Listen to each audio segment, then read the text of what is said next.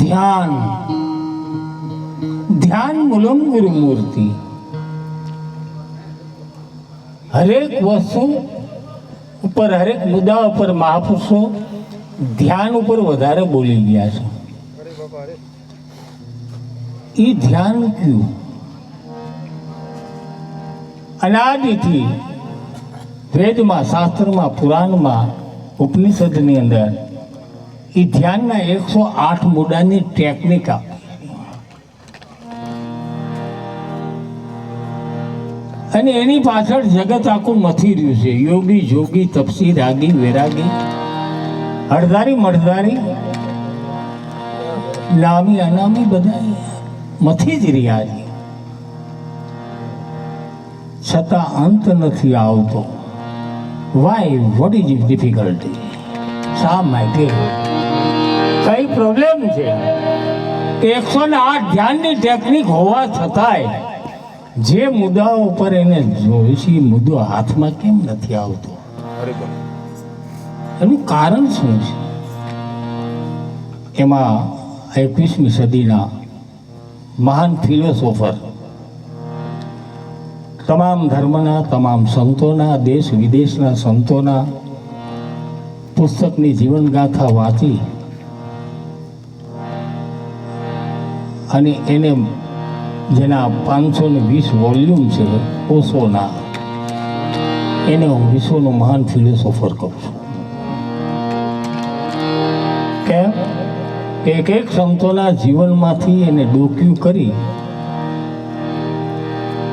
તમામનો મસાલો બહાર પાડી એની મતિ ગતિને દ્રષ્ટિ ભોગીને ત્યાં સુધી એને વર્ણન આપ્યું છે। એને 4 ટેકનિક ધ્યાનની વધારી, 108 ને 4 12 કરી। આમાં કોઈ ઓશોના પુરુષો હોય તો આવજો મારા પાસે। મારા પાસે આવે છે, નેપાળથી આવે છે, પુના ફાઉન્ડેશનથી પણ ઓશોના પુરુષો આવે છે દર વર્ષે, અને અમારો અંગત સત્સંગી થતો હોય છે। એટલે હું આ મારી પબ્લિસિટી નથી કરતો, એટલું ધ્યાન રાખજો।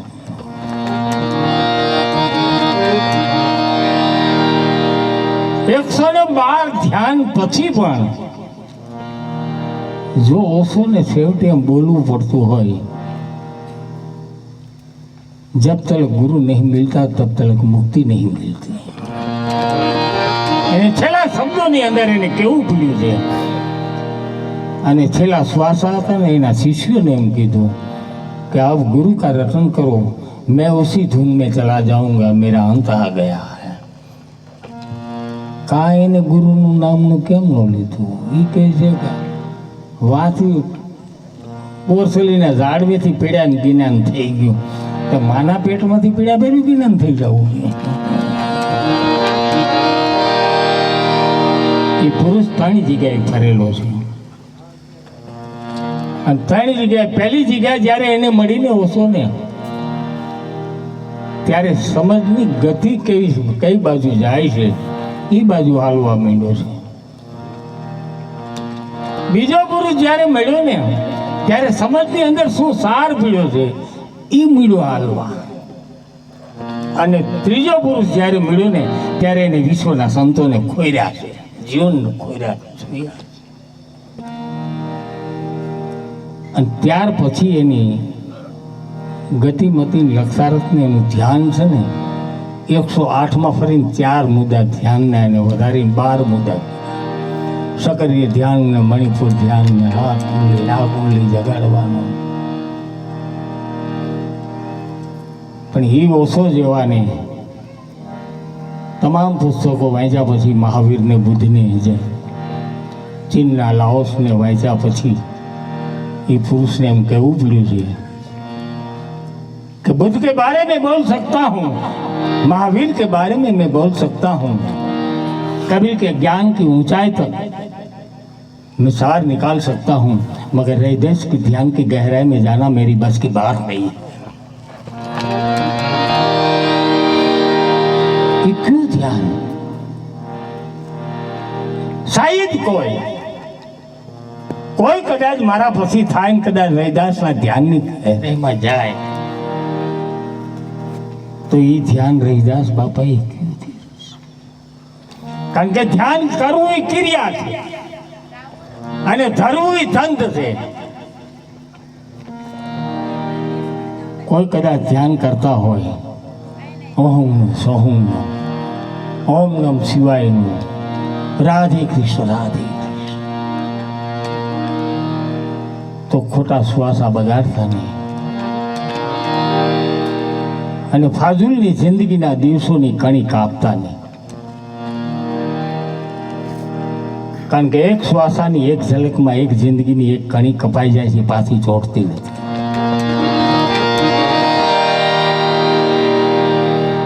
અવસર જે મેળવ્યો છે મહામૂલો પદાર્થનો એ ફરી વખત નથી મળવાનો અને મેળવ્યો છે ને દેન માત પિતાની છે.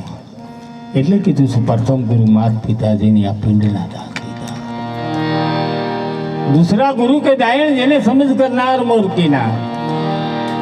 तीसरा गुरु के नाम देना એને નામ નો દીધો તો આ પિંડને કોઈ પરખાત નહીં.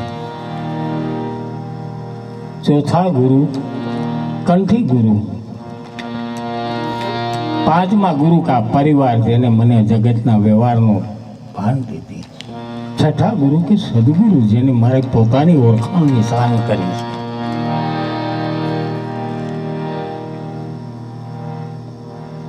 આ તો થઈ ગયું બધું, પણ ધ્યાન ઓછો જીવાને સંત રૈદાસના ધ્યાનની ગહેરાઈમાં એનો એક દાખલો લઈ લો. મીરા અને ઓશોની વાત જ્યારે રજનીશની કરતા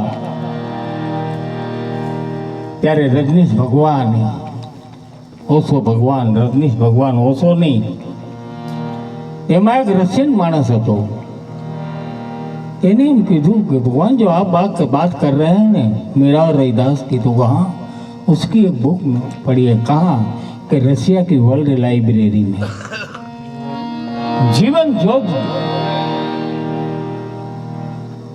ग्रंथ, जीवन जोत ग्रंथ, गीता ग्रंथ संत रैदास એ તરત જ એનું બોલવું બંધ કરીને કે સતારે જાગ્યા. બરોબર ખ્યાલ કરવા જેવો છે. એ જ્યારે રશિયા મોકલ્યો ત્યારે 15,000 પ્લેનની ટિકિટ હતી જવાની ને આવવાના. 15 એટલે 30 થયા. એ વર્લ્ડ લાઇબ્રેરીમાં એને પુસ્તક વાંચવા લેવા માટે 25,000 રૂપિયા તો સભ્ય ફી ભરવાની હતી. ત્યારે ઓશોને કીધું કે ભાઈ ये एक बुक लाने के लिए इतना तो खर्चा हो जाए, चाहे कितना भी हो. पैसों की कीमत है कि जो पुरुष कुछ बोल गया है उसके शब्दों की कीमत है. कितना भी दौड़ो तो जाओ तुम लेके आओ. ત્યારે માણસ ઉપડે નહીં. રોહિત એવું એની ફોટોસ્ટેટ કોપી કરી ઝેરોક્સ અને પોતે પાછો દઈ આવ્યો. 15 ને 15 30 ને 15 65,000 રૂપિયા ખાલી બુક લાવીને દેવાના ખર્ચો કર્યો. એ બારો એને કેટલો ખર્ચો થયો છે. ફોટોસ્ટેટ કોપી કર્યા પછી ઉપર જ એના હેડિંગમાં જ્યારે વાંચ્યું ને ત્યાંથી પૂના ફાઉન્ડેશનને એને ઓશો ટાઈમ્સ રજનીશનું બહાર પડતું. એ મારા પાસે હજી પુરાવો પીડ્યો છે કે 3 મહિના પૂનાનું ફાઉન્ડેશન બંધ રહેશે અને 3 મહિના કોઈ શિબિર કરવાની નથી. 3 મહિના લગી પૂનાના ફાઉન્ડેશનને તાળા મારીને બંધ કરી દીધા હતા. અને રૈદાસની જીવન ગ્રંથ ગીતા જ્યારે એને વાંચીને ત્યારે 3 મહિને તો ઉઠ્યો ને તે કીધું કે મેરા નામ ભગવાન મત બોલો, મેં ભગવાન નહીં હું, मैं भगवान नहीं हूँ. ये मेरा जो बिन दरवेश है वो भी निकाल दो सब. ये माला रखी है मेरी एडवर्टाइज वो भी निकाल दो. ये पब्लिसिटी की जरूरत नहीं है. आ रैदासના શબ્દોની કિંમત, એની ગહેરાઈની કિંમત, કે એની દિશા ફરી ગઈ, દ્રષ્ટિ ફરી ગઈ, વિચાર ફરી ગયા, બુદ્ધિ ફરી ગઈ અને જેટલું જ્ઞાન એને ભેગું કર્યું હતું ત્યાં કને અહીંયા પૂરું થયું. કથણી મથણી એની કાંઈ કામ ન આવી. ત્યારે પછી જ્યારે બોલ્યો ને ત્યારે પહેલું જ પુસ્તક બોલ્યું છે, એનું લખ્યું છે ને, એના પહેલા પાના ઉપર ભગવાનરામ કહી ગયા, ભારત એક સંત સિતારો કા ભરા હુआ દેશ है. એને ભારત પૂરતું સીમિત રાખ્યું છે. લઘુ ગ્રંથા ભારતની બાંધી લીધી. કોષોની જે વિશાળમતી હોવી જોઈએ. 21 બ્રહ્માંડ ને 14 લોક છે, એ ભારત પૂરતા છે. તમને પૂછું છું, આ 21 બ્રહ્માંડ ને 14 લોક એ ભારત પૂરતા છે.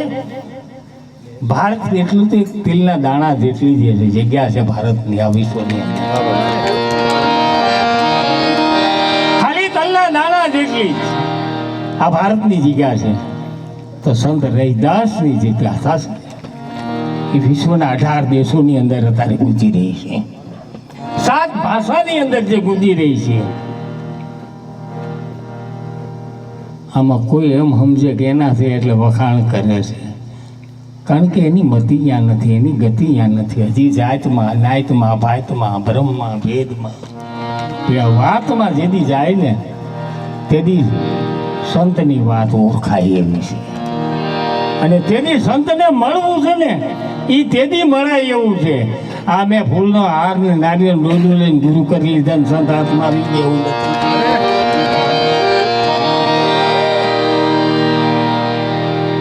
સંત એક મત છે, સંત કોઈ વ્યક્તિ નથી. સંત એક મત છે અને ગુરુ એક પદ છે. બરોબર, ખ્યાલ કરો મારા વાલા. વ્યક્તિ કોઈ સંત નથી. વ્યક્તિ હા મહંત છે, વ્યક્તિ મહંત છે, એમાં જાતિ છે. સંત અને મહંતમાં જમીન આસમાનનો ફરક છે.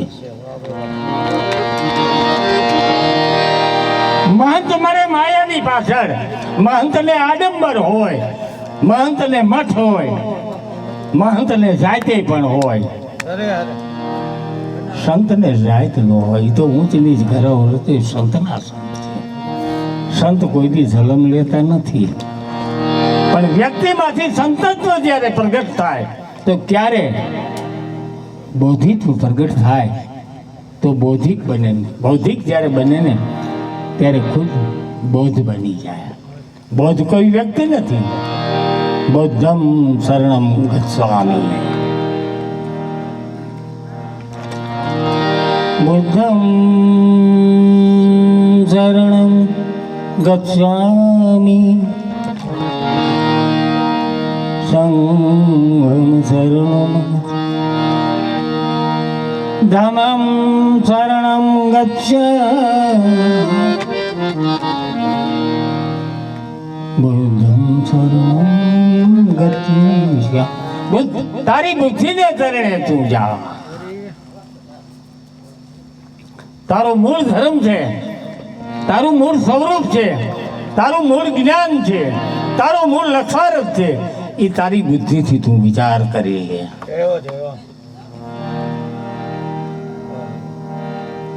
અને એ બુદ્ધિ ને માથે આપણે કેટલો કચરો જામી ગયો છે. નાયતનો, ભાતનો, સંપ્રદાયનો, પંથનો, પંથોડીનો, ધર્મનો. આ માનવ સર્જિત ધર્મના ગ્રંથે બુદ્ધિને બેડ કરી દીધી છે.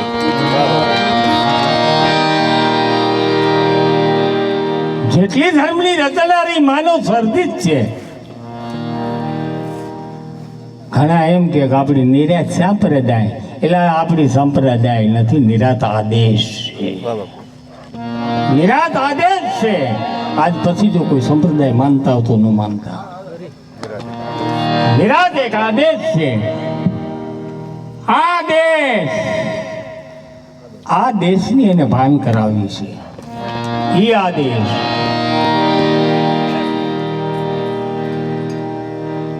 એની ગમ કરાવી એ ગુરુ વ્યક્તિને.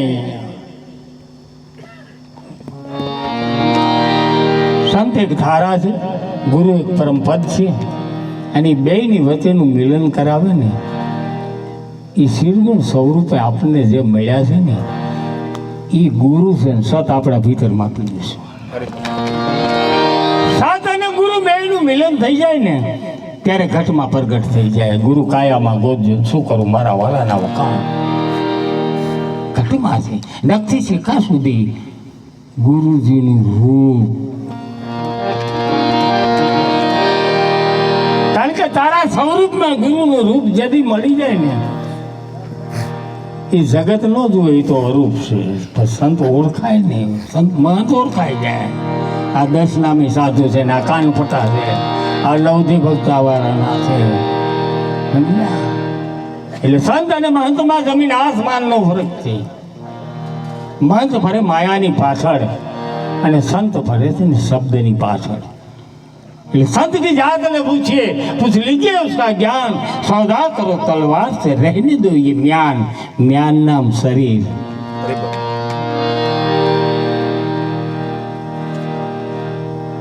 આમાં બનવા જેવું નથી હો કાંઈ. આ વસ્તુ બનવા જેવી નથી. આ ચીજને અડે ને આ મટવા જેવું છે. કારણ કે ઠેકાણું મટી જવાનું છે. આપણે તો ઉપદેશ નહોતો લીધો ત્યાં લગી હરવરાટ હતો અને ખાઈ ખૂબ દીધી ઢીઢામાં બેડામાં વાળમાં એ ખાઈ જ ઉપડીને પછી ગુરુ ભગવાન રામનામ કઈ લીધા. ભગવાન રામ હારા આપણને કાંઈ કહે નહીં, અમે આપણે જેમ હાલીને એમ હાલવા દઈએ. માધુ બાપુ પાસે ન જવાય, એ તો એક ઘાન બે કટકા કરે છે, એમાં આપણે ન હાલે. અમારા પરસોત્તમ દાસ જ કે લબડાવી દે છે, કોઈને દઈ દેતા હોય તો બિસાડા. હાજીભાઈ બિસાડો 22 વર્ષથી ડફેર લબડે છે, કોઈ હજી દીધું નથી. ઓલો રામાનંદી સાધુ કે 5 વર્ષથી રગડો, રોયો તો દેતા નથી. મારું બાપુને દઈ દેવું જોઈએ ને. એટલે છોકરાને રૂપિયો દિવસો તે સમજી દિવસ વાપરવા. રૂપિયો જો દેવામાં સમજણ હોય, કોકને ઉસીના પૈસા દેવા છે, કોકનું દખ ભાંગવા મદદ કરવી છે, તો એ જોયા વિના કોઈ દખ ભાંગે ભાઈ? એ 2 રૂપિયા કોઈ દે ખરા, કોઈ દખ ભાંગી? ખ્યાલ કરીને કે આનું શું દખ છે, તે પછી આપણે પગલું ભરવું ને. તો આ તો ઉપદેશ છે. હાલતા નારિયેલને દોડવે ફૂલને આરે જડી જતું હોય તો એ તો મંદિરે જાવ તો જડી જાય છે. એ પરમાત્મા મને આમાં નારિયેલ વધારે, હે મારી માં રોગમાયા, એક નારિયેલની માનતા કરું, એક દીવો ભરું, મારું આ કામ થઈ જવું.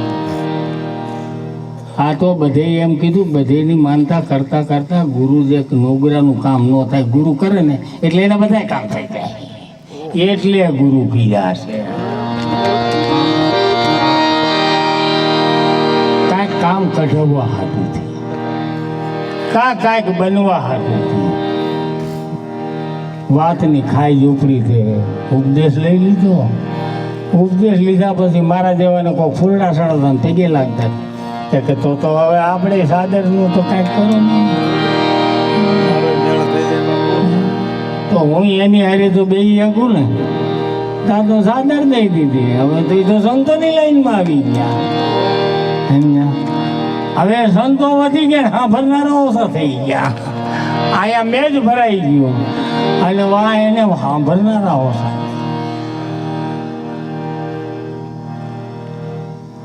અટલે સંતોનો પાર નથી. એક ગામમાં બબે છે. કારણ કે સાદુર દેવામાં પાછું વાળીને જોયું નથી ને એટલે. અને મને તો એ આવડ્યું જ નહીં. આટલી ઉંમરમાં મેં હજી કોઈને સાદર દીધી નથી. કેમ દેવી એ જ મને ખબર નથી. સાદર એટલે શું એ ખબર નથી.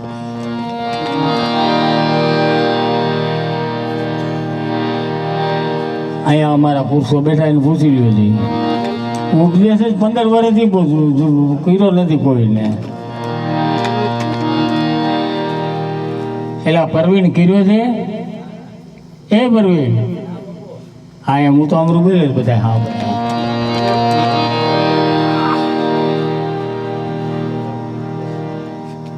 બધાને કહું છું તમને આ મનુષ્ય પદાર્થ મળ્યો છે, અહીંયા ધક્કા ખાવાની જરૂર નથી. જ્યાંથી આથી સારું મળે ને ત્યાંથી લઈ લેજો, પણ ફેરો ફોગટ જાય નહીં અને અવસર ગુમાવતા નહીં. तो आ एक एक श्वास हो, एक एक पल